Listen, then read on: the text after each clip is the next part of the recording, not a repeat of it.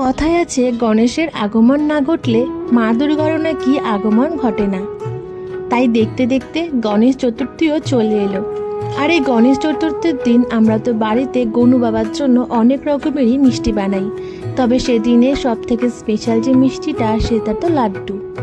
বিভিন্ন রকমের লাড্ডুই কিন্তু আমরা বাজার থেকে কিনে আনি। আর কয়েক বছর ধরে বাজারে কিন্তু বেশ অনেক বড় বড় সাইজেরই লাড্ডু দেখা যাচ্ছে। তবে এবছরের গণেশ চতুর্থীতে তোমরা কিন্তু বাড়িতেই গনু বাবার জন্য ভীষণ টেস্টি একটা লাড্ডু তৈরি করতে পারবে। আর এই লাড্ডুটা তৈরি করার জন্য বিশেষ কোনো উপকরণের দরকার নেই। ঘরে থাকা সামান্য কয়েকটা উপকরণ হলেই এই লাড্ডুটা তৈরি করতে পারবে, যেমন বেসন, জল, সামান্য পরিমাণে লবণ, রিফাইন তেল আর চিনি।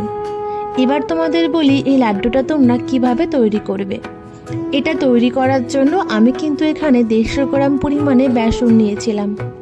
সামান্য পরিমাণে লবণ তার মধ্যে দিয়ে অল্প অল্প করে জল দিয়ে এটাকে ভালো করে মিক্সড করে নিচ্ছিলাম। আর এটা মিক্সড করার সময় অবশ্যই খেয়াল রাখবে এই বেসনের মধ্যে যেন কোনো দলা ভাব না থাকে। খুব ভালো করে সময় নিয়ে এটা কিন্তু তৈরি করতে হবে। এই ব্যাটারটা কিন্তু আমার পুরোপুরি তৈরি করা হয়ে গেছে, তাই এটাকে আমি এখন খানিক সময় রেখে দেব। এদিকে একটা কড়াইয়ের মধ্যে আমি এখানে পরিমাণ মতো রিফাইন তেল দিয়ে দিলাম।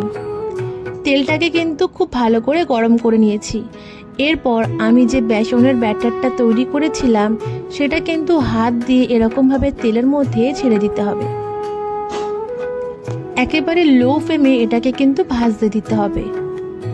ভাজার সময় কিন্তু একেবারে এটাকে ডিস্টার্ব করলে চলবে না।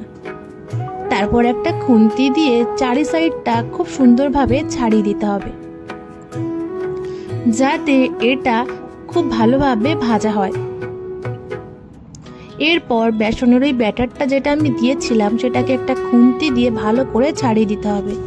এভাবে আস্তে আস্তে খুন্তি দিয়ে কিন্তু এটাকে নাড়িয়ে চাড়িয়ে ভাজতে হবে।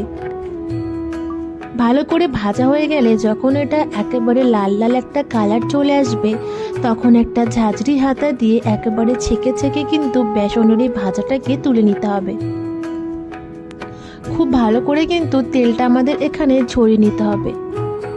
আর এই বেসনটা ভাজার সময় এই রিফাইন তেলের মধ্যে কিন্তু সামান্য পরিমাণে ঘিও দেওয়া যেতে পারে। আমি কিন্তু একটা বাটির মধ্যে যে বেসনটা ভেজেছিলাম সেইগুলো তুলে নিয়েছি। এরপর আমাদের দরকার মিক্সি। আর এই মিক্সির মধ্যে কিন্তু ভেজে রাখা সব বেসনের টুকরোগুলোকে আমি দিয়ে দিলাম। এরপর এটাকে ভালো করে মিক্সি করে নিতে হবে।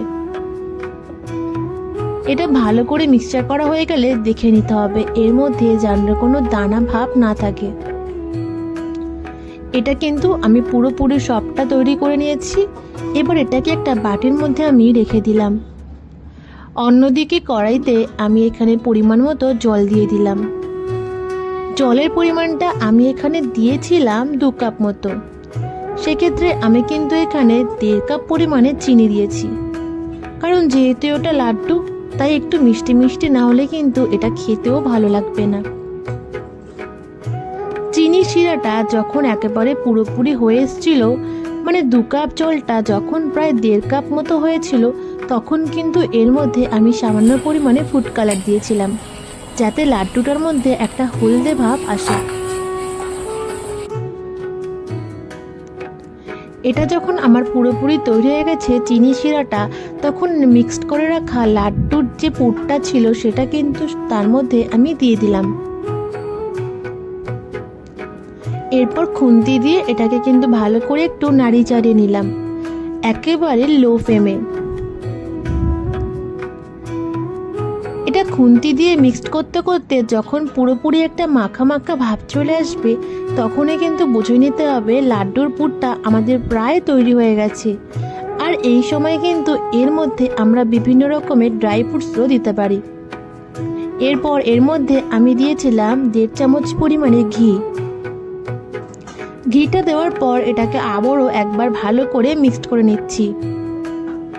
এটা যখন পুরোপুরি তৈরি হয়ে গেছে, তখন আমি একটা প্লেটের মধ্যে অল্প অল্প করে হাত দিয়ে এরকমভাবে একটু মাখিয়ে নিচ্ছি।